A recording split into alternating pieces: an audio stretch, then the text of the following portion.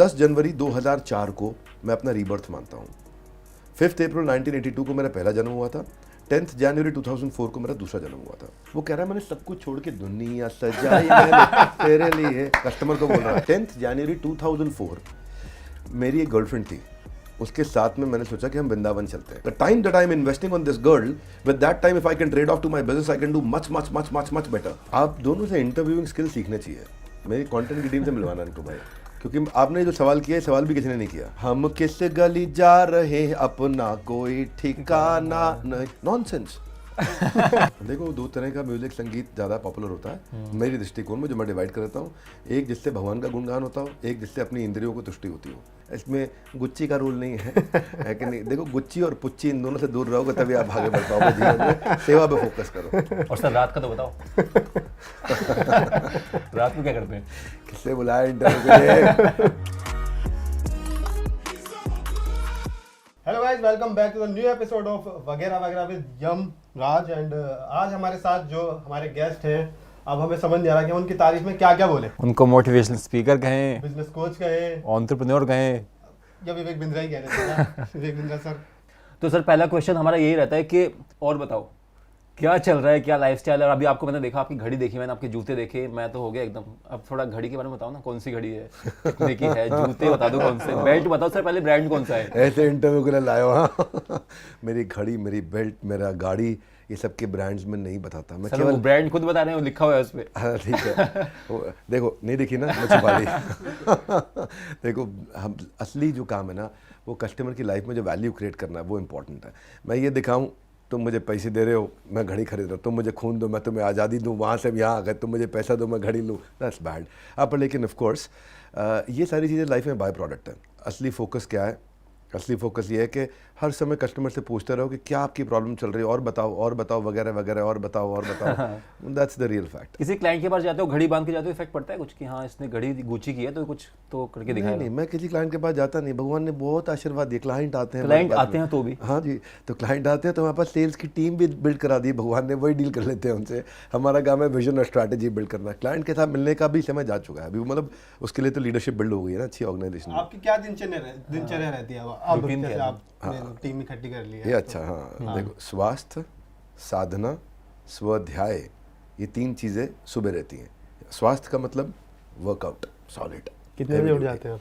कभी मैं बहुत दिन तक उठता हूँ, फिक्स कर देता हूँ सवेरे 4:45 उठने का। फिर कभी कभी ऐसे लगता है दिन बहुत टफ हो जाते हैं, तो फिर मैं 6 घंटा सो के उठता हूँ। जैसे अगर रात को बहुत लेट सोया तो 6 घंटे सो के उठता हूँ। पर फिर भी आई एम ए मॉर्निंग गाय। मैं कितना भी लेट उठ जाऊँ, सो जाऊँ, फिर सुबह ज़्यादा देर तक सो नहीं पाता।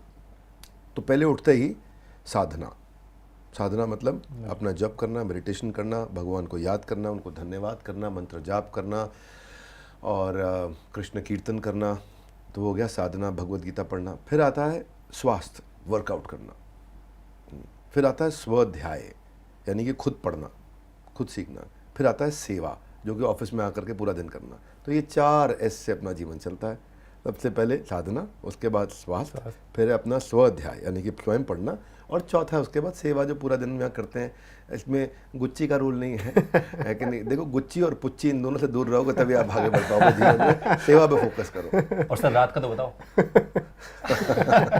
रात में क्या करते हैं?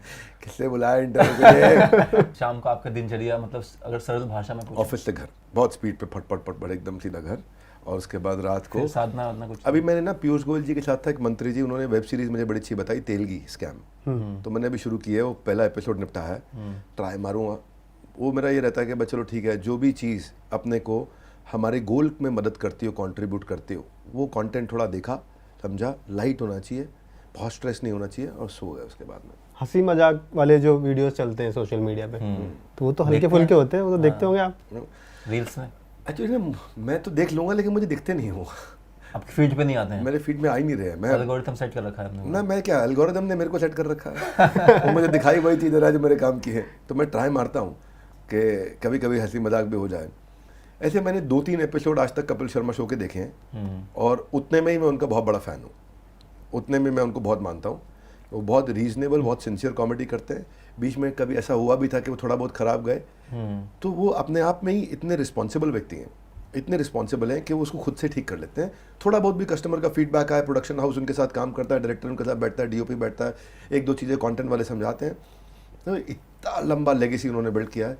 तो 3 या 4 एपिसोड, एक मैं देख पाया था सुधा मूर्ति वाला, जिसमें रवीना टंडन थी, सुधा मूर्ति थी, एक देवी थी जिनको ऑस्कर में अवार्ड मिला था, उनका मैं नाम भूल रहा हूँ, पर सुधा मूर्ति ने पूरा शो कैप्चर कर लिया था। बड़ा अच्छा लगा उनको देख के, सिंप्लिसिटी से मैं बड़ा अट्रैक्ट हुआ उनके। तो लाइट मोमेंट ना हमारे ऑफिस में लीडरशिप के साथ भी होता है। लोग उनके साथ दोनों सारे मोमेंट, सारे इमोशन, सारे रिश्ते उन्हीं के साथ निभा लेता हूँ मैं। उन्हीं के साथ रो भी लेते हैं, डांट भी लेते हैं, हड़का भी लेते हैं, प्यार भी कर लेते हैं, हंस भी लेते हैं, नाच भी लेते हैं, काम भी कर लेते हैं, पैसे भी कमा लेते हैं, और जो ये सब को हम सेवा मान लेते हैं। सर कभी ऐसा नहीं होता कि अरे आज नहीं उठूंगा, आज सोता हूं थोड़ा थोड़ी देर नहीं यार, मेरे बस की नहीं है ये। मैं चाहूँ भी तो नहीं कर पाता है, मैं चाह के भी नहीं कर पाता।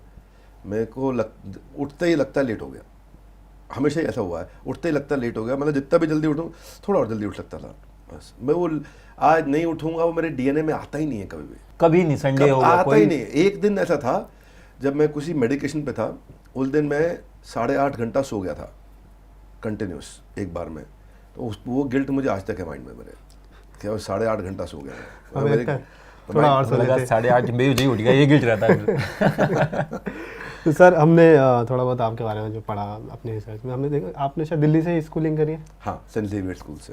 सर अब तो अब गुस्सा आता है आपको वैसे? हाँ, क्यों, कमाल है, बिल्कुल। हनुमान जी को भी आता है, पूरी लंका लपेट के आ गए। तो सेवा के लिए गुस्सा जरूरी है, आपको गुस्सा दिखाना है, गुस्सा होना नहीं है।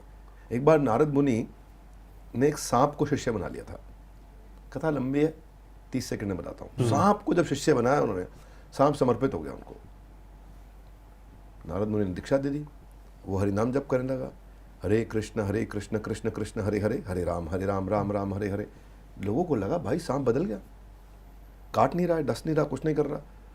तो उसको कभी पत्थर मारते, वो कीर्तन करता, जोर से मारते तो भी कीर्तन करता। फिर कुछ बच्चों ने सांप को उठाए घुमाना शुरू कर दिया, उसको पूंछ बना के लटका करके इधर पटक, इधर मार, खेले उससे, रस्सी कूदे सांप के साथ में। 2 साल के बाद जब नारद मुनि वहां से निकले, सोचा अपने शिष्य से मिलता हूं मैं। वो देखा सांप पूरा चोटिल, खूनम खून, बुरा हाल सांप का। ऐसा सांप के साथ हाल हो गया, देखा क्या हो गया मेरे शिष्य को। नारद मुनि भी थोड़ा डिस्टर्ब हो गए, क्या किया ये? बोले आपने कहा था बिल्कुल गुस्सा नहीं करना है, काटना नहीं है, डसना नहीं है, कुछ नहीं करना आपको। इस तब मैंने ऐसा हो गया तो लोगों ने मुझे मारना। फिर गलत। उन्होंने बोला क्या, मैंने डसने को मना किया था, फन दिखाने को थोड़ी मना किया था। जरूरत पड़ेगी तो फन दिखा दो, डसना नहीं है। तो मुद्दा ये है कि गुस्सा होना नहीं है, गुस्सा कभी कभी दिखाना पड़ता है सेवा के लिए। तो वो करते हैं, क्योंकि वो नहीं करेंगे तो फिर क्या है, फिर हमारे को भी लोग समझते कई बार फिर छोड़ देते हैं ना, कहना है बोलते रहते हैं, वो वाली बात होती है। बचपन का कोई गुस्सा हो जो आपको याद हो कि हाँ तो जैसे अभी आपने बोला कि मैं लेट उठा था, तो मेरे दिल में कभी बहुत गुस्सा किया हो किसी पे, वो आपको लगता हो कि तब बहुत ज़्यादा कर दिया था? हाँ, एक बार मेरे साथ में मेरे सारथी है सोनू ड्राइवर, उन पर बहुत गुस्सा किया था मैंने। तो मेरे को बाद में लगा था गलत किया मैंने, यार है ना, मुझे लगा इतना गुस्सा नहीं करना चाहिए था उसको। तो नौकरी से निकाल दिया था? हाँ, क्या मेरा प्रॉब्लम ही है, मैं नौकरी से नहीं निकालता, गुस्सा कर देता हूँ। वो बोलते सर नौकरी से निकाल दो, वो ठीक है, गुस्सा मत करा करो, आपको आपसे इतना प्यार करते हैं। मैं नौकरी से निकालता नहीं किसी को भी, मुझे लगता है कि मौका देना चाहिए, और मौका देना चाहिए। इतने पॉजिटिव आप बचपन से थे या धीरे धीरे अपने आपको? नहीं, मैं पॉजिटिव नहीं, प्रोग्रेसिव हूँ, दोनों में फ़र्क है। पॉजिटिव मतलब कुछ भी हो रहा है मैं बड़ा पॉजिटिव हूँ, प्रोग्रेसिव मतलब गलत हुआ है लेकिन आगे बढ़ते हैं, दोनों में फ़र्क है। गलत हुआ, बहुत गड़बड़ हुआ, नेक्स्ट न्यू बेटर, गलत तो नेक्स्ट न्यू बेटर। और क्योंकि मैं इतनी दूर आया हूँ यहाँ रहने के लिए नहीं, आगे बढ़ने के लिए, बहुत आगे जाने के लिए, बहुत दूर जाने के लिए, तो मैं प्रोग्रेसिव हूँ। पॉजिटिव हिस्सा है उसका, positive is not absolute, it is contributing factor, absolute factor is progressive. When you are progressive तो आप कितना भी नीचे गिरा दे, आप उठ के आगे बढ़ पाओगे।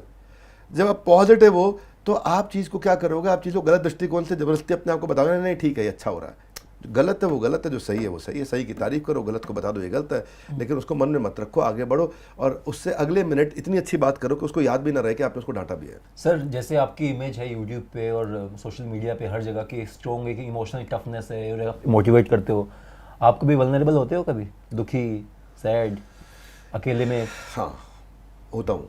गुड क्वेश्चन, कभी किसी ने पूछा नहीं ऐसा क्वेश्चन, पहली बार पूछा है। तब होता हूँ जब कोई बायोपिक देख रहा हूँ और उसमें बहुत कठिनाई के बाद आदमी जीत गया हो, when he is a winner, तो मेरी आंख में बहुत आंसू आ जाते हैं।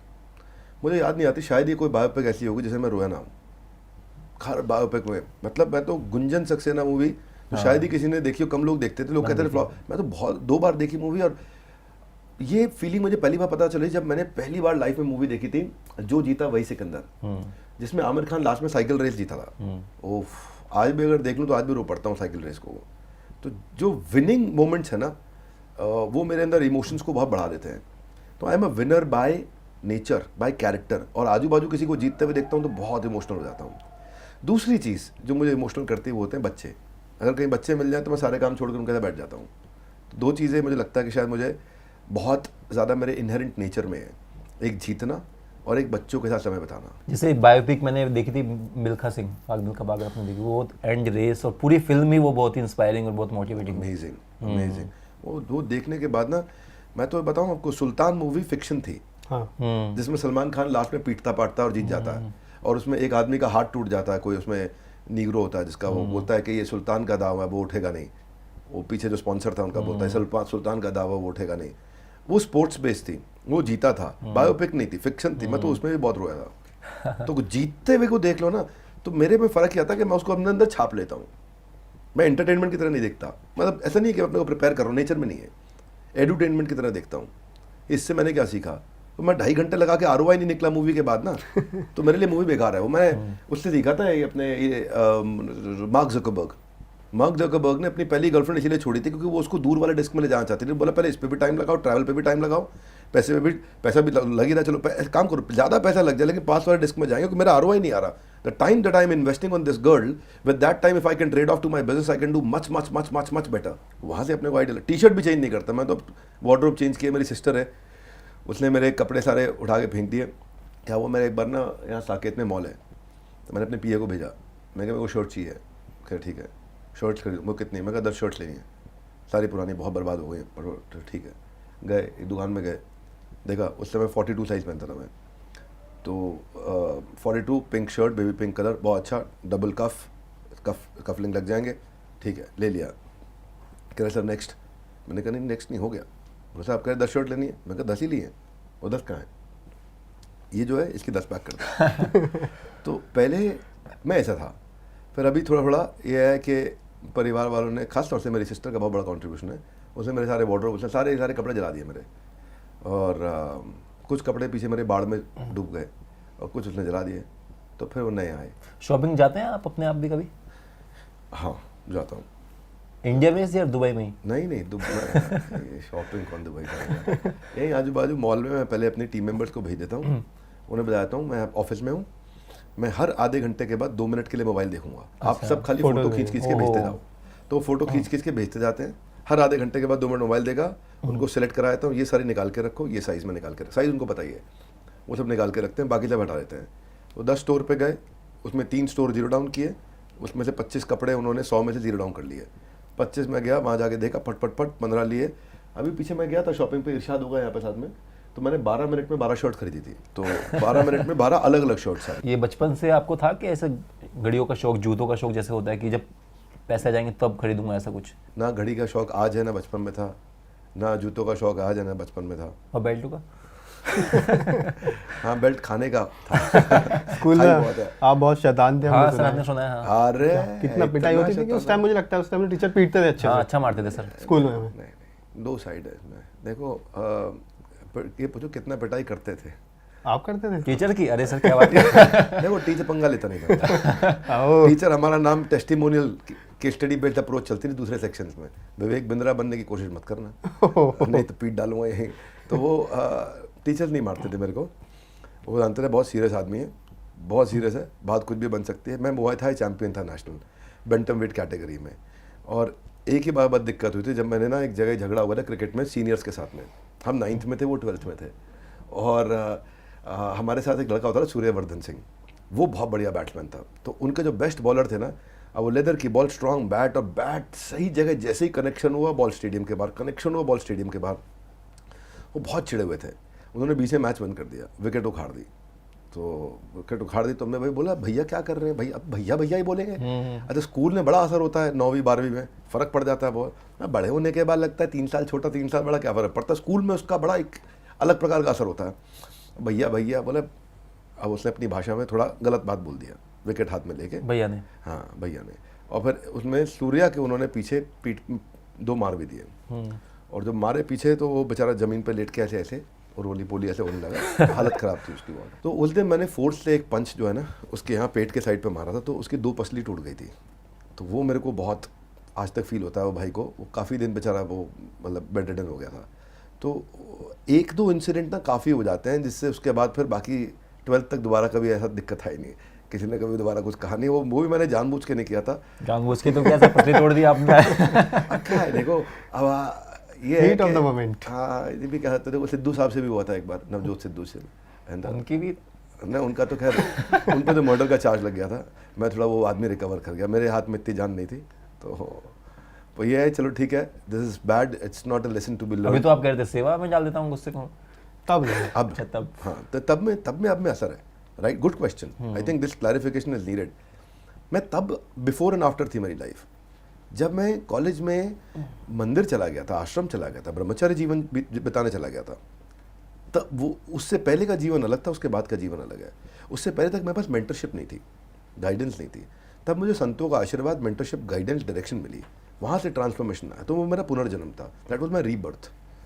10 जनवरी 2004 को मैं अपना रीबर्थ मानता हूँ। 5 अप्रैल 1982 को मेरा पहला जन्म हुआ था। 10 जनवरी 2004 को मेरा दूसरा जन्म हुआ था। तब मैं लगभग 22 साल का हो चुका था, मतलब 21 साल 9 महीने का हो चुका था मैं। 21 साल 9 महीने के से पहले मेरी लाइफ अलग थी, बाद में अलग थी, क्योंकि उसके बाद फिर उसके बाद तो अलग लेवल के एक्सपीरियंसेस हुए मुझे, आध्यात्मिक जीवन को एक्सपीरियंस करते करते।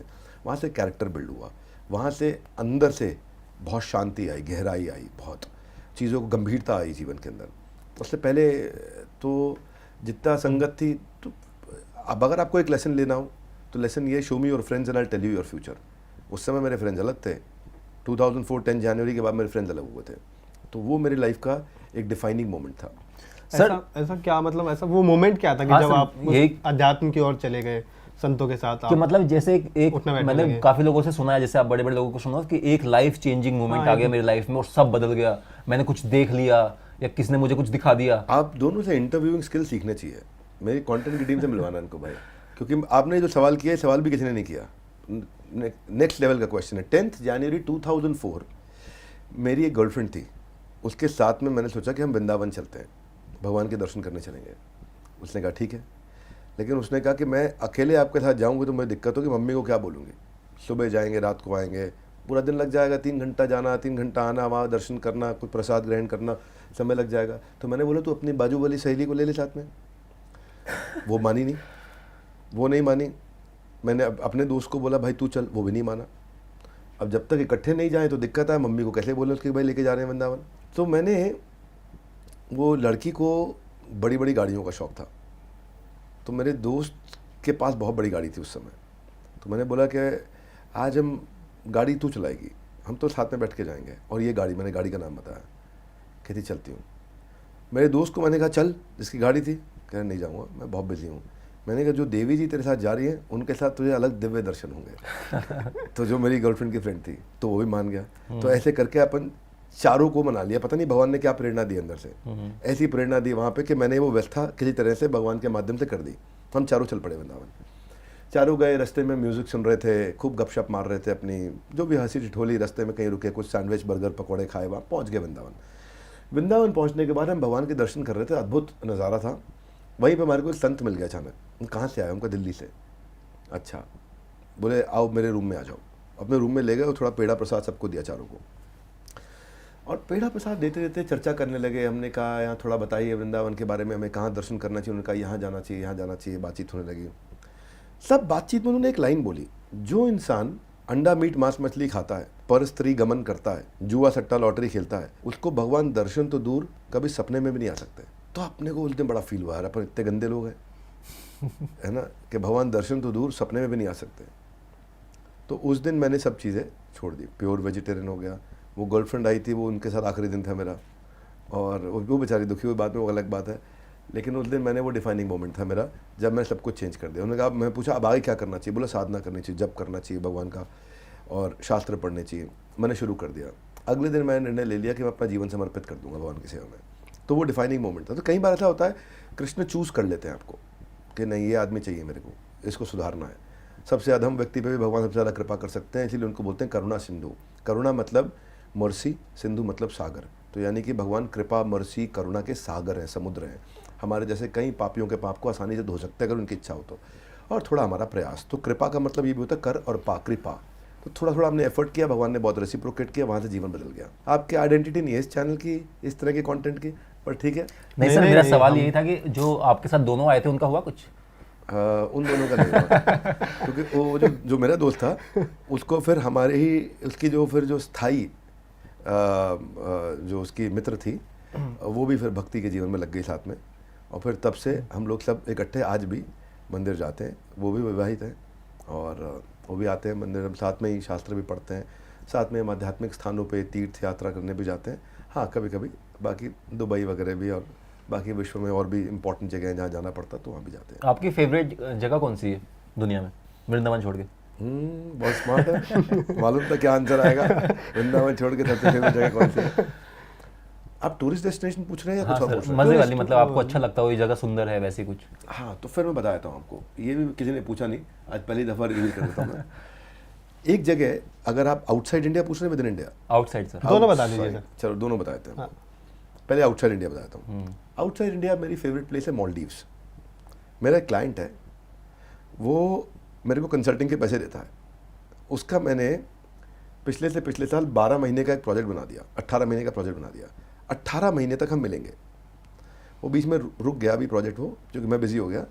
तो 18 में से 9 महीने लगातार हर महीने मैं 2 नाइट्स के लिए मॉलडीव्स गया हूँ, कंटिन्यूसली 9 महीने तक। और वो साथ जाता है भाई मेरे, और साथ जाता है, और उसकी शर्त ये होती है कि जितने उसने पैसे देने हैं उस पैसे में मैं उसको 1 घंटे की कंसल्टिंग देता हूँ। लेकिन मैंने बोला मैं तुझे दूंगा 6 घंटे की कंसल्टिंग। डे 1 पे 2 घंटा, डे 2 पे 2 घंटा, डे 3 पे 2 घंटा 6 घंटा दूंगा। डे 1 पे 2 घंटा दे के होमवर्क दूंगा, डे 2 पे होमवर्क दूंगा, डे 3 पे तेरे को 1 महीने का होमवर्क दूंगा। 2 नाइट 3 डेज़ के लिए हम जाते हैं। वहाँ मैं अपने कमरे में बंद हो जाता हूँ, ना उसको परिवार लेके जाना अलाउड है, ना मेरे को परिवार लेके जाना, ना उसको मित्र ले जाना अलाउड है, ना मेरे को मित्र। तो अपने कमरे में बंद हो जाता है, और हम 9 अलग अलग आइलैंड्स पे 9 महीने तक लगातार गए। आज वो अपना बिजनेस भी ग्रो कर रहा है, मेरा ट्रिप स्पॉन्सर करता है, और साथ में मैं उसको बोलता हूँ मुझे 6 घंटे का स्पा तेरे को स्पॉन्सर करना ट्रिप के साथ में। तो ओशन विला ले लेते हैं, अंदर समुद्र के अंदर अपना विला होता है, वहाँ अपना मेडिटेशन करना, कॉल्स करना ऑफिस में जब करना, पढ़ना, अपना कंटेंट क्रिएट करना, और बॉडी को रेस्ट देना ताकि स्पा ले सकें। पैसे के पैसे कमा लेते हैं, खर्चा निकल आता है, बार्टर भी हो जाता है थोड़ा, और उसके अलावा मेरे को अपना गैप मिल जाता है। आप पूछ सकते हो मॉलडीव्स क्यों पसंद आता है? वो बहुत शांत है। क्यों पसंद आता है? क्योंकि वहाँ मार्केट नहीं है, मॉल्स नहीं है, वहाँ शोर नहीं है, शराबा नहीं है। वहाँ पे हर आइलैंड वहाँ पे 1 किलोमीटर में होता है लेंथ वाइज, अदरवाइज बहुत ही छोटा होता है। हर आइलैंड पे केवल 150-200 कमरे होते हैं। वो 150-200 कमरों में भोजन की व्यवस्था बटलर मेरे को कर देते हैं वो। तो मैं बिना प्याज लहसुन का शुद्ध शाकाहारी खाता हूँ, तो मैं मांसाहार करता नहीं, अंडा मीट मांस मछली कुछ नहीं। तो वहाँ मिल जाता है, और कोई नहीं होता, बस समुद्र के बीच में आपका एक कमरा है, वहाँ बैठे आप आराम से वहाँ पे अपने सेल्फ मेडिटेशन में अपनी डेप्थ में जा सकते हो जितना मर्जी। और जब जब आता हूँ वहाँ से तो मैं नई गहराइयों के साथ और नए विजन के साथ वापस आता हूँ लौट के। भैया हमें भी चलना चाहिए। अब लग रहा है हमें भी जाना। विजन चाहिए, हमें जरूरत है। जो भी लोग थोड़ा पॉपुलर हो जाते हैं ना, फेमस हो जाते हैं, आप देखना वो मॉलडीव्स पसंद करेंगे, कुछ नहीं हाँ, करते, सर, वहाँ वो- प्राइवेसी बहुत है। सर ये जैसे जैसे इंडिया का रहता है। हाँ वो इंडिया का। इंडिया का रहता है। सो इंडिया में आई थिंक मैं कहीं नहीं जाना पसंद करता, एक्सेप्ट फॉर कहीं कुछ मुझे आध्यात्मिक धार्मिक जगह पे जाना हो तो वो मैं जाता हूँ। अभी मैं गया जी गया था अपने पितरों का श्राद्ध करने के लिए, तो वो बहुत अच्छा लगा मुझे। कामाख्या देवी टेम्पल गया था। वृंदावन के अलावा नवद्वीप बंगाल में मायापुर है, वहाँ बचपन में मैं वैष्णो देवी हर महीने जाया करता था। तो इंडिया में मैं किसी टूरिस्ट स्पॉट पर नहीं जाता, खाली आध्यात्मिक धार्मिक स्थल कवर नहीं हो पाते, पहले वही बस कवर करते रहता हूँ। अभी मैं तिरुपति जा रहा हूँ थोड़े दिनों में। तो इंडिया मीन्स भारत, और भारत मतलब जहाँ पे माँ भारती ने आपको बहुत सारे ऐसे दिव्य स्थान दिए हैं। 84 लाख योनियों में मनुष्य जीवन मुश्किल से मिलता है, भारत में और भी मुश्किल से मिलता है, और भारत में मिलने के बाद आपको इतने संतों की कृपा, तो वो और ज़्यादा दुर्लभ है, तो वो इतनी सारी अपॉर्चुनिटी तो उसको ख़राब नहीं होने देता यहाँ पे। तो इंडिया में there is no tourist spot that I go. Sir जैसे आपने भी मेंशन किया कि बार्टर हो जाता है, ये एक जो इन्फ्लुएंसर कल्चर आया है कि हम लोग भी जैसे जाते हैं बार्टर में कि हाँ आपको रील्स दे देंगे, स्टोरीज, और इसके ऊपर आपका क्या टेक है जो इन्फ्लुएंसर बहुत जैसे बढ़िया। आप मोटिवेशनल स्पीकर हो, आप इन्फ्लुएंसर भी बहुत बड़े हो। हाँ बहुत बढ़िया। मैं तो खपड़े नहीं, पैसे नहीं खर्च करता हाँ हूँ। यही सब हाँ, मजा आता है सब ना? कपड़े बार्टर में आ रहे हैं। हाँ अच्छे अच्छे ब्रांड लाते हैं, बोलते हैं अब ये कपड़े हमारे पहन लो, है कि नहीं। फोटो में नीचे लिख देना बस ये वाला ब्रांड का नाम था कभी कभी, ठीक है, अच्छा रहता है, पैसे बचाए, कैश आउटफ्लो बचेगा, हाँ सब बढ़िया है, मतलब इम्पोर्टेंट है। बहुत मजा आता है इसमें मेरे को। अरे मेरे को तो बहुत आता है मजा। पैसा लगाएंगे वापस बिजनेस में, अपने कपड़ों पे कौन लगाए पैसा, है कि नहीं। कपड़े इतना अगर फ़ायदा मिल सकता है तो ले लेना चाहिए। हाँ लेकिन इसमें ध्यान रखना चाहिए। जैसे एक फॉरेक्स ट्रेडिंग की एक कंपनी आई थी मेरे पास, तो 5 करोड़ रुपये उसने ऑफ़र किए थे मुझे कि आप हमारे ब्रांड के बारे में बताओ लोगों को, और लिंक से जितना पैसा भी आएगा, क्या बोलते हैं उसको, Affiliation marketing, तो वो भी आपको मिलेगा, और प्लस 5 करोड़ हम अपफ्रंट दे रहे हैं आपको। वो उसका स्टडी कर लिया था, उसको घुसने नहीं दिया हमने अपने ऑफिस में दोबारा। बिटकॉइन वाला आ जाए तो बिटकॉइन वाले को तो मालूम है कि उसको चपट चुपट पड़ जाएगी, तो उसको पहले भगा देते, हम आने नहीं देते। बिटकॉइन वाले ने 2, 5, 7, 8, 10 करोड़ की कई डील्स आई है हमारे पास, ले लो आप ऐसे कर लो, इम्पॉसिबल है। क्यों सर? ना सर देखो, बिटकॉइन इज़ नॉट बिजनेस, उसको आप इन्फ्लुएंस नहीं कर सकते, वॉलेटाइल है, उसका ऊपर जाना और नीचे आना आपके हाथ में नहीं है, उसकी प्रिडिक्टेबिलिटी आपके हाथ में नहीं है, और जो मेरे हाथ में नहीं है कम्प्लीटली, जो मेरे कंप्लीट कंट्रोल से बाहर है, वो गैम्बलिंग है, और लोगों को गैम्बलिंग की तरफ मैं लेके जाऊँ वो होने नहीं दे सकता मैं। तो इसलिए बिटकॉइन से अगर शेयर मार्केट का कोई मुझे कॉन्सेप्ट समझाना है तो वो कर सकता हूँ मैं, क्योंकि शेयर मार्केट प्रेडिक्टेबल है। शेयर मार्केट में मैं अपने डिसीजन से अपने रिजल्ट्स को इन्फ्लुएंस कर सकता हूँ, मेरे को चार्ट्स का एनालिसिस में सीख सकता हूँ। अगर मैं फंडामेंटल सीख गया या टेक्निकल सीख गया या दोनों सीख गया तो मैं आगे बढ़ सकता हूँ, पैसा कमा सकता हूँ। वो संभावना है, वहाँ भी डूब सकता है, लेकिन वहाँ मेरे पास में संभावना है, स्किल सेट बिल्ड करके मैं रिजल्ट को इन्फ्लुएंस कर सकता हूँ, क्योंकि मेरा प्रयास उसमें इन्वॉल्व है। बिटकॉइन में मेरा कोई प्रयास इन्वॉल्व नहीं है, बिटकॉइन कंप्लीट सट्टा है, तो वो नॉनसेंस है, और वो उसको मैं बिल्कुल कभी फेवर नहीं करूँगा। और जो उसमें जा रहे हैं और पूरे कॉन्फिडेंस से बोल रहे हैं आना चाहिए, और नीचे कमेंट बॉक्स में भी मेरे को गाली दे रहे हैं, यानी कि वो घोर अज्ञानता के लक्षण प्रकट कर रहे हैं, उनको मेरी तरफ से दूर से प्रणाम। और ये सर बैटिंग ऐप आजकल बहुत चल रहे हैं, पूरा क्रिकेट तो आजकल इसी के अराउंड होता है, इसमें भी आपको यही सेम मानना है? इसका मुझे नॉलेज नहीं है बैटिंग में, मैं कितना, अगर बैटिंग में मेरा नॉलेज स्किल सेट इन्वॉल्व है और गैम्बलिंग नहीं है, देन इट इज़ ओके। और अगर उसमें मेरा knowledge analytical thinking, critical thinking, decision making, knowledge और इन्फॉर्मेशन पे बेस्ड नहीं है, कंप्लीटली चांस बेस्ड है, तो वो सट्टा है, तो नहीं करना चाहिए। तो मैंने प्रिंसिपल बता दिया, डिटेल आप खुद ढूंढ लो। सर म्यूजिक संगीत बताइए, आप किस तरह का सुनते हैं? देखो 2 तरह का म्यूजिक संगीत ज़्यादा पॉपुलर होता है मेरी दृष्टिकोण में, जो मैं डिवाइड करता हूँ। एक जिससे भगवान का गुणगान होता हो, एक जिससे अपनी इंद्रियों को तुष्टि होती हो। तो वो जिससे भगवान की इंद्रियों को तृप्ति होती हो, वो म्यूजिक बहुत बढ़िया रहता है, सतोगुणी होता है। फिर होता है रजोगुणी म्यूजिक, जिससे आपकी इंद्रियाँ उत्तेजित होती है और आप नृत्य करते हैं अलग प्रकार से अपनी इच्छा पूर्ति के लिए। ठीक है, मैं सुनता हूँ म्यूजिक। अरिजीत वाला जो है वो किस में आता है? It's not about Arijit, it's about, मेरे को कोई भी गाना सुना दो आप, हाँ। मैं वो गाने में अगर मेरे को मेरा बिजनेस समझ में आ रहा तो मैं सुनता हूँ, आपको समझ नहीं आएगा, ये बड़ी, इसमें बहुत डेप्थ है। हर चीज में बिजनेस हाँ, आप business ढूंढ है। लेते हो? नहीं, मैं ढूंढता नहीं हूँ, मुझे दिख जाता है। समस्या थोड़ी अलग है मेरी। आपको गाना सुनाऊँ, मैं बताऊंगा ये काम का है कि नहीं है। फॉर एग्जाम्पल अभी एक गाना चल रहा था पीछे, विवेक ओबरॉय आए थे, तो हमारे यहाँ जो डीजे है ना स्टेज पे, अपने बहुत खास दोस्त है, अपने इवेंट पे रेगुलरली आते हैं। तो विवेक ओबरॉय के बाद ना उन्होंने बजा दिया गाना तेरे लिए ढूंढू जमाना में, तो क्या था आगे, ढूंढू दीवाना बन के तेरे लिए, छोड़ दे खुदाई मैंने तेरे छोड़ दी खुदाई मैंने तेरे लिए। तो मेरे को लगा मतलब ये ऐसा चल रहा है जैसे शॉपकीपर है, वो कह रहा है मैंने सब कुछ छोड़ के दुनिया सजाई मैंने तेरे लिए, कस्टमर को बोल रहा है। हाँ, मैंने घर बार को छोड़ दी तेरे लिए, कस्टमर आया ऐसा करके, उसके मन में फीलिंग आ रहा है करके। तो मेरे को पता नहीं, वो गाना बजते मुझे वो दुकानदार विजुअलाइज हुआ, और सामने कस्टमर आ रहे हैं और उनको इतना प्रेम तेरे लिए। फिर क्या हुआ कि मेरा एक कॉलीग है, उसने अपना व्हाट्सएप पे डीपी लगाया हुआ, और डीपी में पीछे गाना चल रहा है, कौन दिशा में लेके चला रे बिठोई, उसका नया रीमिक्स है, बड़ा प्यारा। तो मैंने गाना सुना, कौन दिशा में लेके चला रे बिठोई, the driver is taking you in some direction, जरा ठहर ठहर ये सुहानी सी डगर जरा देखन दे। क्या इंस्पायरिंग लाइन लगी मेरे को कि मैं ऐसे किसी डायरेक्शन में जिंदगी में जाऊंगा ही नहीं, थोड़ा रुको, लेट मी चेक। इसका मतलब क्या, रिव्यू साइकिल्स, इंप्रूवमेंट साइकिल्स, किस डायरेक्शन में जा रहे हो भाई लाइफ में, रोको जरा अपने आप को चेक करो and then move forward. So plan do check act, plan do check act, PDC cycle चल गई मेरी वो गाना सुनते। आप कोई भी गाना सुना हो ना, मेरा दिमाग वैसे ही काम चलता है। एक गाना मुझे किसी ने भेजा जिसमें राधे माँ एक स्पिरिचुअल लीडर है, मैं उनको एंडोर्स नहीं कर रहा हूँ, मैं उनके बारे में जानकारी नहीं रखता, पर वो डांस कर रहे हैं उसमें। वो चल रहा है गाना, कौन सा चल रहा है, बहुत पुरानी पिक्चर का गाना था वो, एक तेरे भरोसे पे सब बैठी हूँ भूल के। जैसे ही गाना चला तो मेरे को लगा ये कॉन्सेंट्रेशन रिस्क का गाना है। समझो गाने को कि मैं एक कस्टमर बड़ा है मेरे पास, उसके भरोसे पे बाकी सबको भूल के बैठा हूँ। इसको बोलते हैं concentration risk when your maximum revenue is coming out of limited number of clients, है ना। अब आप केवल 2-3 कस्टमर के भरोसे पे बैठे हो, सबको छोड़ रखा है। जिस दिन वो 2-3 कस्टमर हिले आपका गेम ओवर। तो इसलिए ये गलत है। तो अपना क्या है, वो गाना चलाया उसने, वो जो अरिजीत सिंह आप बोल रहे थे, उसका कौन सा गाना था वो, हम किस गली जा रहे अपना कोई ठिकाना नहीं। नॉनसेंस। क्या बेवकूफ आदमी, तेरे को मालूम है किस गली जा रहा है, तेरे को ठिकाने का पता नहीं, तू कहीं नहीं पहुंचेगा जिंदगी में, है कि नहीं। आपको पता रहना चाहिए मेरे को किस गली में जाना है। कोई भी गाना सुना होगा ना, आपको यही लगेगा कि हमारा कनेक्शन ही वहीं से चलता है। तो ये आइडेंटिटी की बात है, ये अपने बिलीफ की बात है। आपको वही सुनाई पड़ेगा जो आपके काम का, बाकी सब हट जाएगा। अब अगर कोई वहाँ पे मतलब पतली कमरिया मेरी हाय हाय हाय गाना चलेगा, तो हो सकता है कि मैं सोच लूँ कि हाँ यार इंपॉर्टेंट है भाई, 6 पैक ऐप पे काम करना है, इसके अलावा कुछ समझ में नहीं आएगा, अपने हेल्थ के लिए काम करना है। तो ये this is all about identity. आप क्या बिल्ड कर रहे हो, आप क्या बन रहे हो, आप क्या जिंदगी में हो, आप कौन हो। आप सच बता रहा हूँ, मतलब आप जब एक गाना बजा था, मैं कहीं नाई पे बाल कट रहा था, हम तेरे बिन कहीं रह नहीं सकते, तेरे बिना क्या वजूद।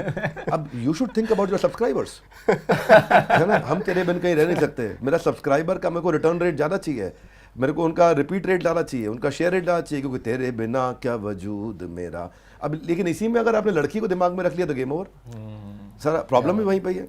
So I think that's my understanding of music. I'm a little different person. Sir अब हमारे दिमाग में भी है, गाने सुन रहे होंगे तो सर ऐसे सोचते हैं। सर जवान देखी आपने? नहीं, अभी देखनी है। कल मेरी विवेक ओबरॉय से बात हो रही थी, उन्होंने बताया इसमें अलग अलग इमोशंस कवर्ड हुए हैं, बहुत प्यारे प्यारे इमोशंस कवर्ड हुए हैं, and then he actually glorified the movie also. काफ़ी उन्होंने तारीफ करी उसमें, तो मेरे को लगता है कि I will try to see that. लेकिन उससे पिछली मैंने पठान देखी थी, वो मैं बीच में उठ गया था, पैथेटिक मूवी थी। तो it's not Pathaan, it was pathetic. Sir मेरा आखिरी क्वेश्चन आपसे कि आप सबको मोटिवेट करते हो, सब आपसे इंस्पायर होते हैं, आपको भी कभी लो फील होता होगा तो ऐसे मुझे भी आपको मोटिवेशन चाहिए होती होगी कभी? किसी जीवित इंसान का नाम लीजिएगा जिससे मेरे को मोटिवेशन मिलता है। हाँ। नहीं, एक्चुअली क्या है, मेरे को अपनी टीम से मोटिवेशन मिलता है, और मेरे को अपनी ऑडियंस से मिलता है। जब आप उनको इंस्पायर करते हो तो आपको इंस्पिरेशन अपने आप आ जाता है। जिस रास्ते से गंगा बहती है वो स्थान अपने आप पवित्र हो जाता है। तो जब आप दूसरों को मोटिवेशन देते हो तो खुद को भी मिलता है करके। तो आई थिंक आप you have to become self start, not push start. Why do I need somebody to come and motivate me every time? Boss tell me why? No, then I am circumstantial, then I am depending on circumstances. ये motivate करेगा तो चलूंगा, नहीं करेगा तो गिरूंगा, वो nonsense. आपके पास में इतना दम होना चाहिए कि परिस्थिति कुछ भी हो, अपन बाउंस बैक कर सकते हैं। सामने कुछ भी आ रहा, अपन प्लास्टिक पेंट बन जाए, मेरे पास कुछ चिपके नहीं, सब नीचे गिर जाए। That's important. इसीलिए जब आपको जो चीज़ नहीं मिल रहा, जो चीज़ आप दूसरों से अपेक्षा कर रहे हो, वो आप उनको देना शुरू कर दो, आप पवित्र हो जाओगे, अपने आप मिलेगा आपको। सो आपको लगता है रिकॉग्निशन नहीं मिल रहा, दूसरों को दो। आपको लगता है ट्रस्ट नहीं मिल रहा, दूसरों को दो। To gain trust extend trust, rule यही है। जो चीज़ आप दूसरों से मांग रहे हो वो आप उनको दे दोगे तो अपने आप मिल जाएगा आपको। Because when you give more than what you get, soon you get more than what you gave. ये यथा माम प्रपद्यन्ते ताम सतैव भजामि। जब आप देते हो उससे ज़्यादा जो आपको मिला, आपको मिलेगा उससे कहीं ज़्यादा जो ज़्यादा आपने दिया। खुद सिंपल फिलॉसफी क्लियर होगी ना, लाइफ में दिक्कत नहीं आती। इसलिए प्रिंसिपल बता दिया, डिटेल सारे अपने आप ढूंढ लेंगे। Sir thank you so much, आपने हमें टाइम दिया और इतना कुछ हमें, तो कई चीज़ें आज हम सोचेंगे बैठ के कि सर से बात करने के बाद हाँ ऐसे भी तो सोच सकते हैं हम चीज़ों को। बहुत शुक्रिया सर, और बड़े जेन्युइन बंदे हो आप दोनों। आप भी हो गए अब तो सर हमारी गैंग में। अरे हमने एक गैंग बना रखी है, जेन्युइन गैंग। हाँ, तो जो भी हमारे साथ पॉडकास्ट करते हैं हाँ, तो वो भी हमारी गैंग में शामिल हो जाते हैं। आगे आप भी हो गए आज। मैंने भी शुरू किया था चैनल अपना, तो कोई देखता ही नहीं था। तो जितने व्यूज आते थे वो खुद के देखे हुए आते थे। कितनी बार देख लिए? 5 व्यू, एक बार और देख लेता हूँ खुद के। हाँ, छह हो जाएंगे। मैं तो मम्मी के फोन से ऐड चलाता था कि 1 रुपया बन जाएगा। नहीं, फिर तो रास्ते में अपने को जो मिल जाता था, ऑटो वाला मिल गया भाई, सब्सक्राइब कर। Thank you so much sir. Lots of love to you, lots of blessings to you. Subscribe करो, जेन्युइन बंदे, कब से बोल रहा हूँ, सुन नहीं रहे हो, मेरी बात को सुन लो, मान लो, सब्सक्राइब करो। इनके चैनल का नाम है जेन्युइन बंदे। हाँ? जेन्युइन बंदे। जेन्युइन बंदे, तो वही तो बोल रहा हूँ मैं। इसको काटना मत, इसको ऐसे ही लेना। मैं अभी भी नहीं मान रहा। जेन्युइन बंदे, सब्सक्राइब करो। मैं अपना स्क्रीनशॉट भेज दूंगा, मैंने कर दिया है। Love you all. Thank you thank you sir, sir, thank you so much. Thank you.